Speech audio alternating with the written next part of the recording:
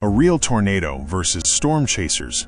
One wrong move, and there's no second chance. Storm chasers don't chase storms for fun. They track real tornadoes to understand how they form and how they kill. When a tornado hits, they stay ahead of the path, never inside it. They read wind direction, cloud rotation, and radar data. Every second matters.